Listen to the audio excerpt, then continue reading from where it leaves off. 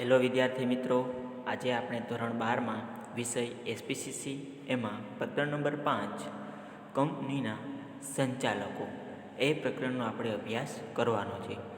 અંગ્રેજીમાં છે director of company. હવે એમાં સૌથી પહેલે તો છે આપણે પ્રસ્તાવના આપેલી છે એ જોઈએ કે કંપની એક વિશાળ વ્યવસાયિક સંકુલ છે. જો કંપની શું છે, ખૂબ જ ઘણું બધું વ્યવસાયિક સંકુલ છે કે એના અંદરથી જે કંપની અંદરથી ઘણા બધા વ્યક્તિઓને વ્યવસાય છે તે મળી રહે છે અને રોજગાર ચાલે છે.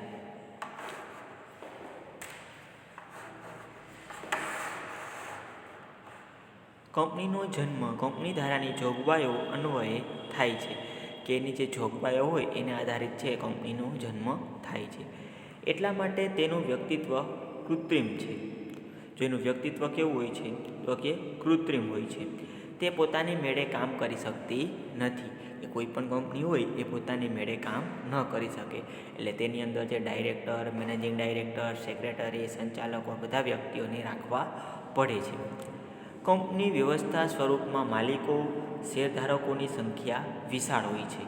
કે જો કંપનીની વ્યવસ્થા સ્વરૂપમાં કે એની વ્યવસ્થામાં આપણે જોઈએ તો તેના માલિકો અને એના જે શેરધારકો હોય છે એની સંખ્યા ખૂબ જ ઘણી બધી હોય છે. તેઓ આખા દેશમાં જે કોઈ પણ જગ્યાએ આપણને ફેલાયેલા જોવા મળે છે.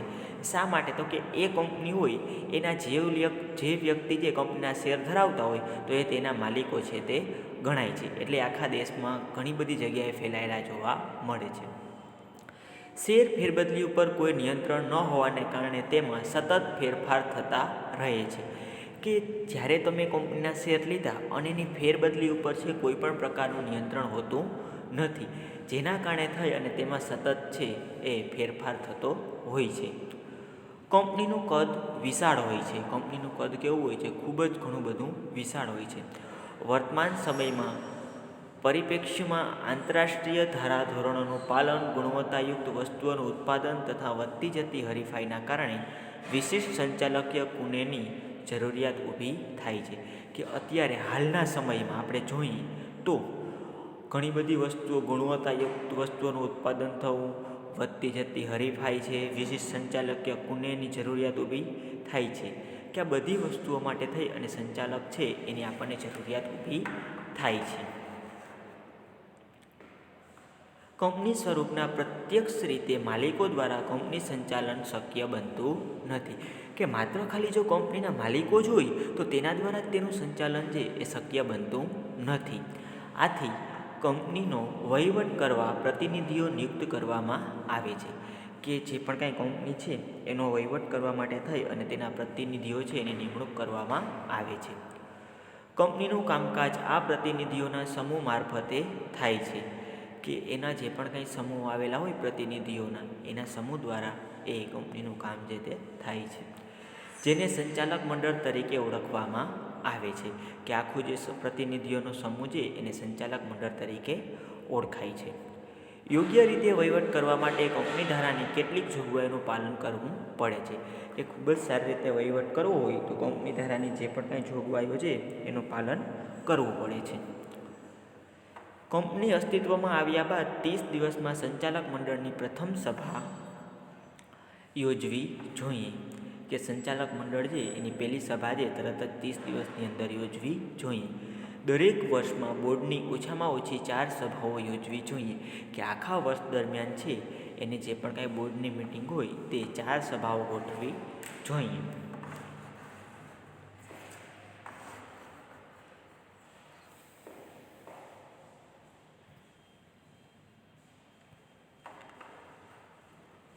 સંચાલકે વ્યક્તિગત રીતે આવી સભામાં ભાગ લેવો જોઈએ.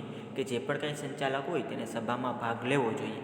જો કોઈ કારણસર વ્યક્તિગત રીતે ભાગ ન લઈ શકે તો નવા કાયદા અનુસાર વિડીયો કોન્ફરન્સ દ્વારા પણ સભામાં ભાગ લેવાની છૂટ આપવામાં આવી છે. કે જો અમુક કારણસર છે તમે તે સભામાં ભાગ ન લઈ શકો તો વિડીયો કોન્ફરન્સ દ્વારા પણ છે એમાં ભાગ લેવાની છૂટ આપવામાં આવી છે. કંપની ધારા 2013 અનુસાર સભા માટે ઓછામાં ઓછી 1 થી 3 અથવા ઓછામાં ઓછા 2 સંચાલકો, 2માંથી જે વધારે હોય સભામાં હાજર રહેવા જોઈએ.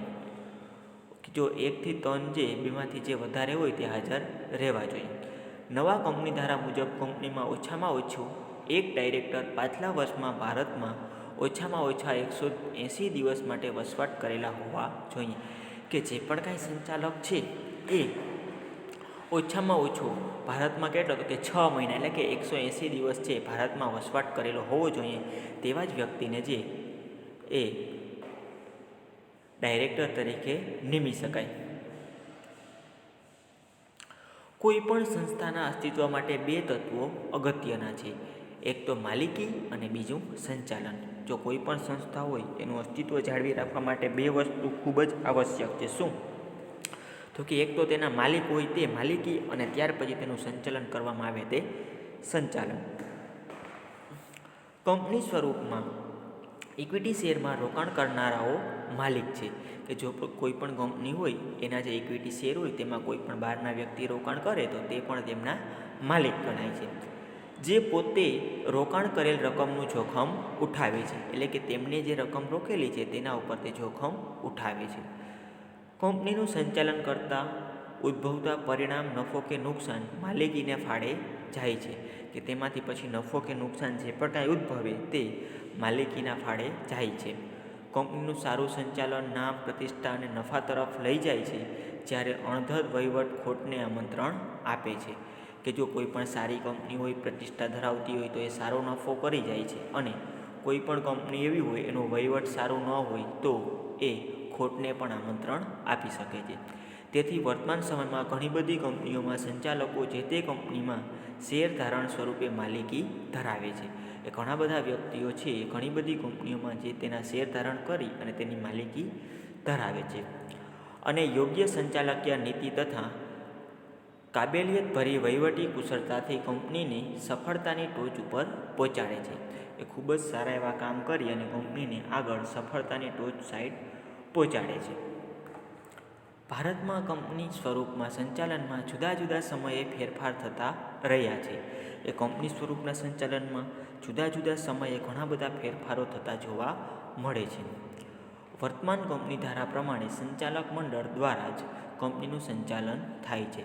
કે ના જે પણ કંઈ સંચાલક મંડળ હોય તેના દ્વારા જ કંપનીનું સંચાલન જોવા મળે છે, એટલે કે બોર્ડ ઓફ ડાયરેક્ટર. સંચાલક મંડળને મદદ કરવા માટે મેનેજિંગ ડાયરેક્ટરની નિમણૂક કરવામાં આવે છે. કે જે સંચાલક મંડળ છે તેની મદદ થાય એટલા માટે મેનેજિંગ ડાયરેક્ટરની નિમણૂક કરવામાં આવે છે. ત્યાર પછી આવે છે વિદ્યાર્થી મિત્રો સંચાલક અને સંચાલક મંડળ. જો અહીંયા શું કહે છે? સંચાલક અને સંચાલક મંડળ. એટલે પહેલે ખાલી એક સંચાલન અને ત્યાર પછી તેનું આખું મંડળ. જો અહીંયા આપણે એમાં શું કહે છે એ તેની વ્યાખ્યા.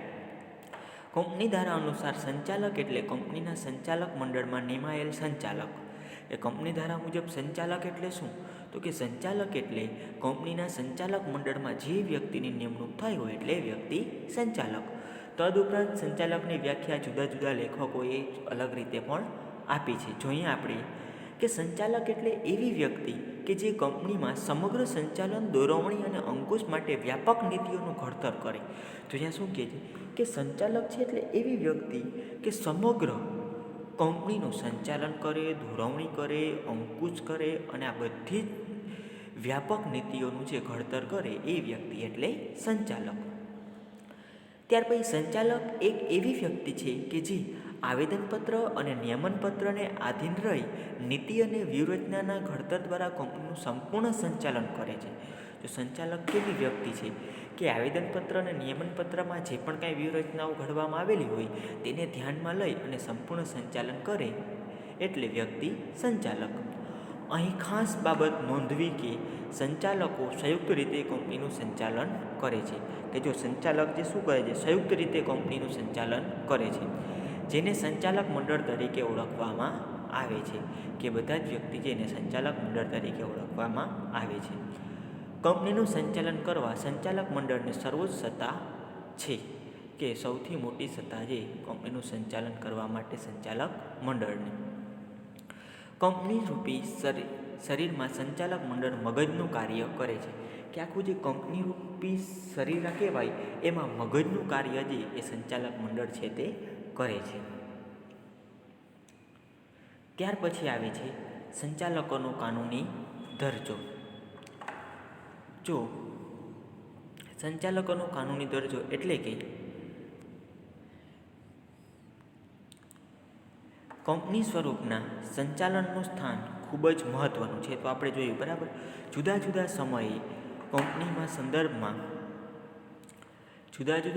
કંપનીના સંદર્ભમાં વિભિન્ન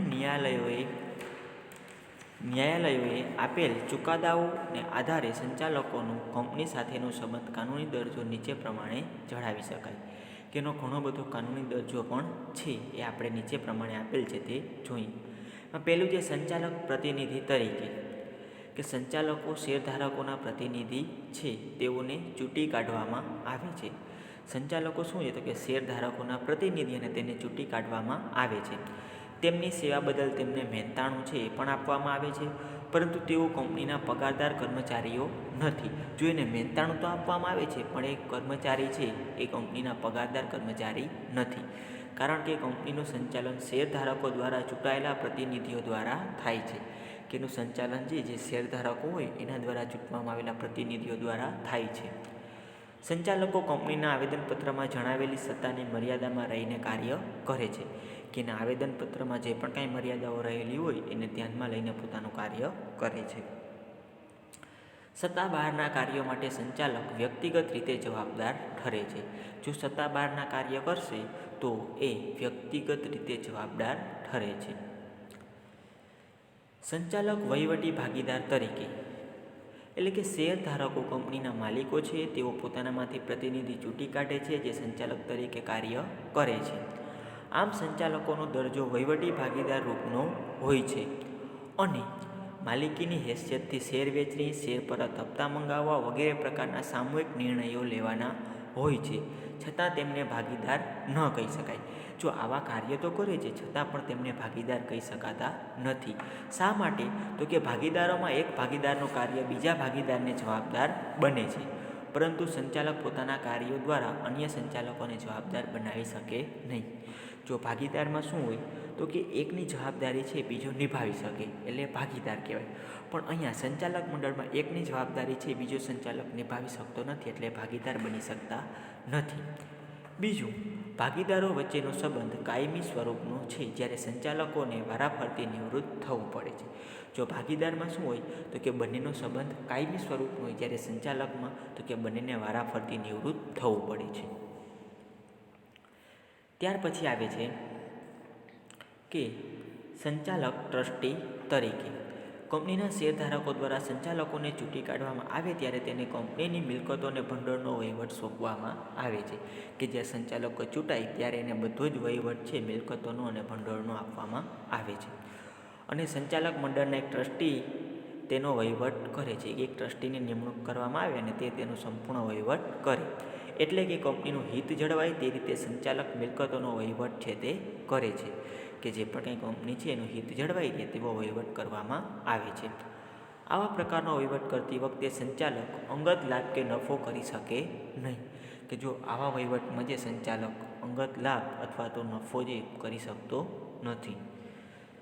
છતાં સંચાલકો કંપનીના ટ્રસ્ટી નથી. કંપનીની બધી મિલકતો સંચાલકોના નામે નહીં પરંતુ કંપનીના નામે હોય છે.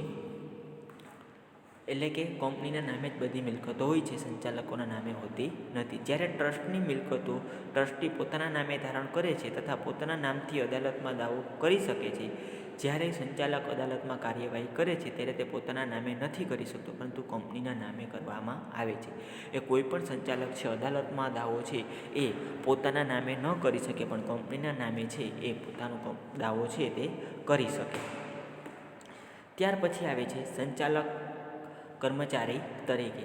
એ કંપનીના સંચાલકો કંપનીના કર્મચારીઓ નથી. કેટલાક હેતુ માટે તેઓ કંપનીના અધિકારીઓ પણ છે. કે માત્ર કર્મચારીઓ જ નથી પણ ઘણા બધા કાર્ય એવા છે કે જે કાર્ય માટે તે અધિકારીઓ પણ છે.